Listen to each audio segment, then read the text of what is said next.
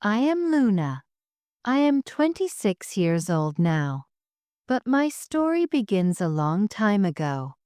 It starts in a house that felt more like a trap than a home. When I was growing up, my uncle was the one who controlled everything. He was a very strict man. His words were always cutting. They hurt me like sharp stones. He did not want me to learn too many things. He did not want me to get a job outside the house. He often said to me, "A woman must stay at home." He said it in a cold voice. He never said it with any kindness. Sometimes he would hit my arm with his hand. Other times, his harsh words would hurt my heart even more. I always stayed quiet. I was too scared to make any sound. I used my kindness as a way to protect myself. But fear was always there with me. It followed me everywhere I went. My childhood was very lonely. It was full of quiet whispers. And it had a big wish inside me for something better in life. I had dreams of simple things. I wanted to have a small job. A job where I could earn my own money. I pictured a tiny house in my mind. It would be just for me. It would have a window that let in the sunlight every day. Most of all, I wanted peace in my life. I wanted a gentle kind of quiet. Not the empty silence that comes from fear, but a quiet place filled with nice sounds. Sounds like birds chirping in the morning, or leaves moving softly in the wind. I imagined a life where I did not feel scared all the time. I pictured myself smiling.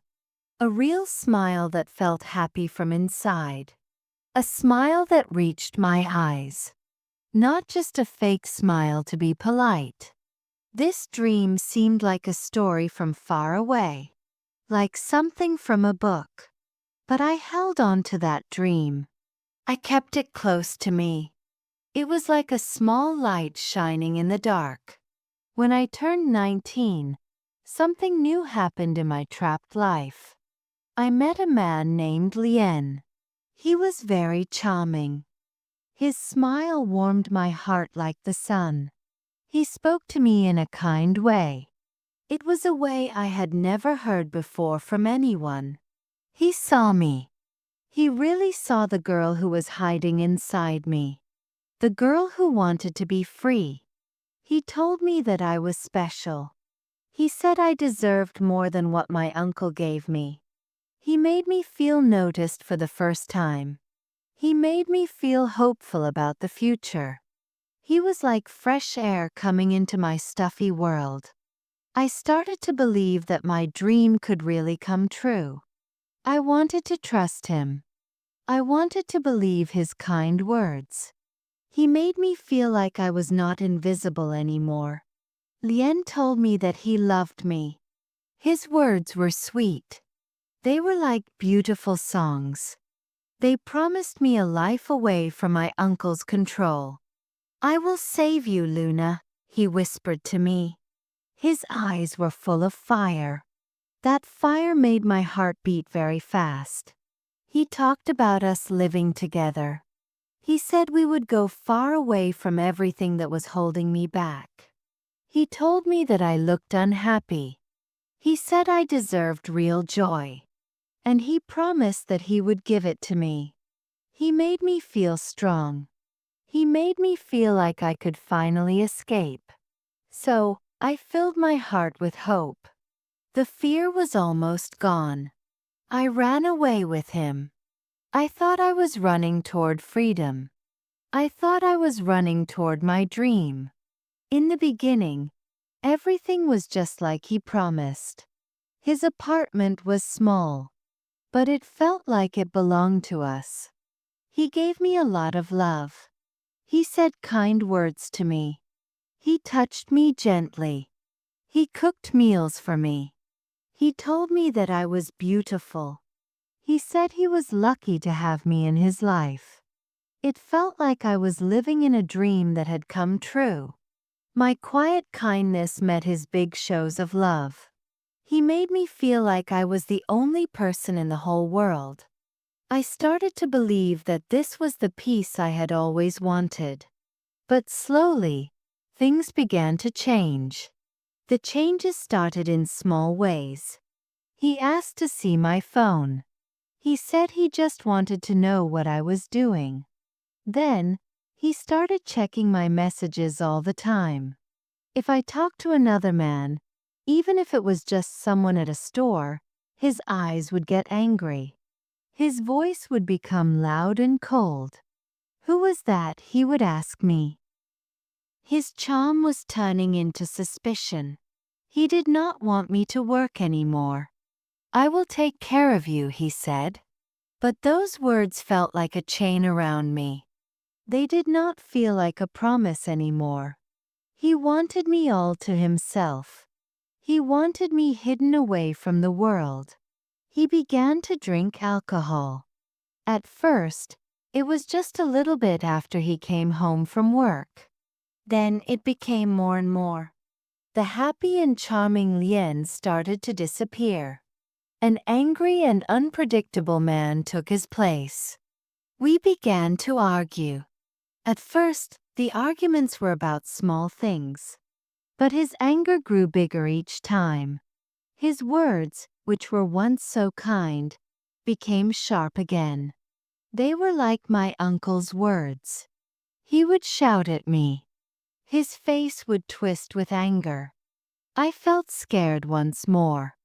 But this time, the fear was mixed with a new kind of pain. It was the pain of being betrayed by someone I trusted.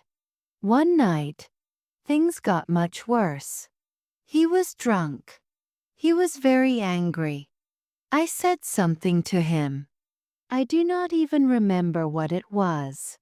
He came at me quickly. His hand, the same hand that used to hold me gently, hit me hard. I fell down to the floor. The shock felt like cold water running through my body. The Lien I thought I loved was gone. In his place was a scary stranger. I lay there on the floor. I cried quietly. The room was so silent after his outburst. My dream had broken into a million pieces, and I was hurting inside and out. After that night, every single night was full of fear. I felt like I was balancing on a thin rope. Every step I took felt dangerous. I got pregnant one time. It was a tiny new life growing inside me. I wanted to protect it with all my heart. But the fear was too much. The stress was too much. The violence was too much. I lost the baby. The sadness felt heavy. It was like a big stone in my stomach. It added to my broken heart and my hurt body.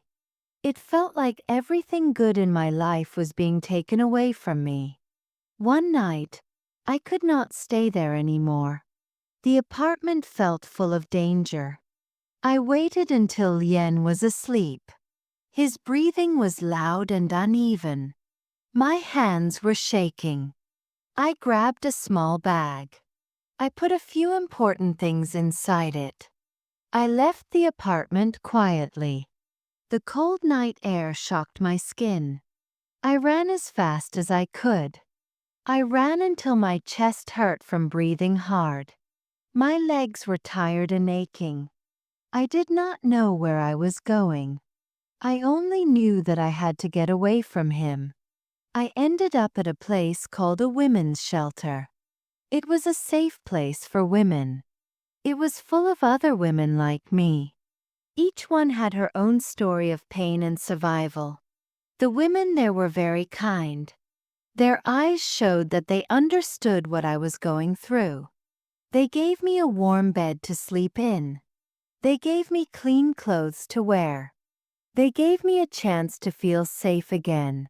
They did not ask too many questions at first. They knew that some stories are too painful to tell all at once. They helped me in a gentle way. They helped me slowly with a lot of care. The people at the shelter helped me find a job. It was at a flower shop. The shop was small. It was filled with the nice smell of roses and lilies. It felt like breathing fresh air after being inside for too long. The owner was a kind woman. Her name was Mrs. Gable. She saw something good in me. She saw a quiet strength. She helped me grow that strength. I learned how to make flower bouquets. I learned how to care for the delicate flowers. It was a simple job, but it was my job. For the first time in my life, I was earning my own money. I found a small room to rent. It was a place just for me. The room was tiny. It was much smaller than the house I had dreamed about. But it was safe. And it was mine. Living alone felt strange in the beginning. The silence made me think of loneliness. But this silence was different from before. It was a peaceful quiet. It was not a quiet filled with fear. I did not trust people easily anymore. Every kind word from someone felt like it could be a trick. Every look from a person felt like they were judging me. The fear had left deep marks on me. I was scared to let anyone get close to me. I was still Luna, the quiet girl. But now, there was a new part to me. I was more careful. My hard past had shaped me in this way. Then, a man named Sean started coming to the flower shop. He was not loud or showy like Lien had been. Sean had kind eyes. He had a gentle smile. He came to the shop every week. He usually came on Tuesdays. He bought flowers for his sister or for his mother. He never asked me personal questions about my life. He never pushed me to talk more than I wanted. He just bought his flowers. He paid for them. Then he left with a polite nod. He never touched me. Not even when I handed him his change. It was respectful. And it felt safe. Slowly, things began to change between us. One Tuesday, I was trying to carry a heavy box of pots. It was hard for me. Without saying a word, Sean stepped forward. He took the box from my hands. He did not make a big deal about it. He just helped me quietly. Another time, he noticed that I looked tired. He brought me a small bag of pastries. "This is for you," he said in a soft voice. "You work hard every day." It was a small thing, but it meant a lot to me. He was being kind. He was not doing it to control me. He was doing it because he cared. I started to look forward to Tuesdays. His presence in the shop was calming. It was like a gentle wave that soothed my worries. He never pushed me. He never demanded anything from me. He was patient. He was a steady and kind person in my life. The walls I had built around my heart started to soften. They softened just a little bit. I began to trust again. It was not with the big and reckless hope from when I was younger. It was with a careful and small hope. He was like sunshine coming after a long storm. He warmed my heart slowly. He showed me that not all men were like Lien. He showed me that there was real kindness in the world. One evening, the shop was quiet. Soft sunlight was coming through the windows. I was cleaning up the counters. My mind was wandering to different thoughts. Suddenly, a shadow appeared at the door. My heart stopped beating for a moment. It was Lien. He looked older than before. He looked rougher. But it was definitely him. He stood there and stared at me. "Luna," he said. His voice was rough. "I have been looking for you." My hands started to shake. The fear that I thought I had left behind came back fast. It rushed through me. My legs felt weak, like they could not hold me up. I wanted to run away, but I could not move my body. He took a step into the shop. The smell of old alcohol filled the air around him. He looked worn out. His old charm was gone. It was replaced by a desperate look in his eyes. "Come back, Luna," he said. His voice sounded fake. It was pleading but not real. "I miss you. I made some mistakes. We can be happy again." But I could see the truth now. The fear helped make things clear in my mind. I saw the same man who had hurt me. The man who had taken away my dreams. The man who had taken away my baby. I took a deep breath. To my surprise, a small voice came out of me. It was steady. "No," I said. "I am not coming back." His eyes became angry. The fake pleading turned into the old anger I knew. "Do not be dumb, Luna. You belong to me." He moved toward me fast.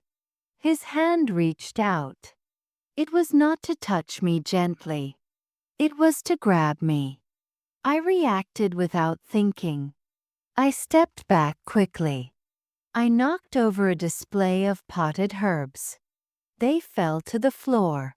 "No. Stay away from me," I yelled. My voice was breaking.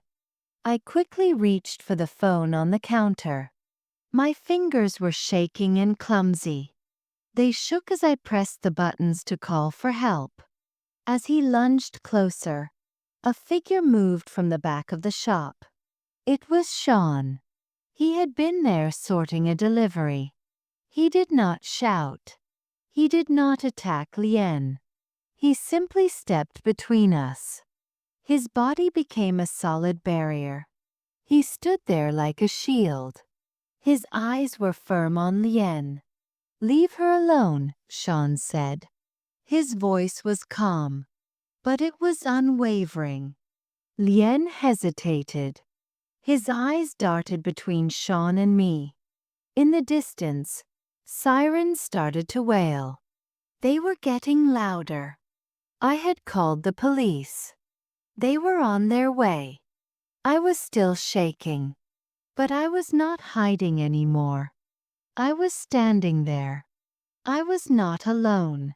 Sean was beside me. He was letting me find my own strength. He was not saving me like a hero in a story. He was helping me save myself. The police arrived soon.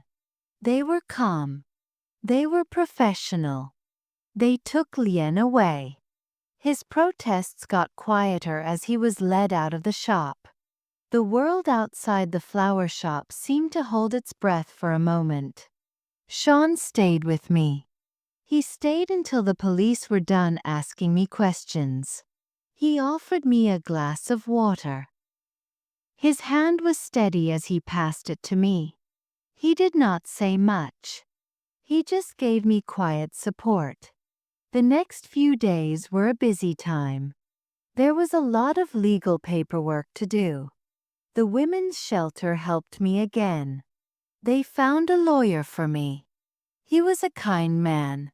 He explained everything in a clear way. He helped me get a restraining order against Lien. It felt like a small victory. It was a real step toward taking back my life.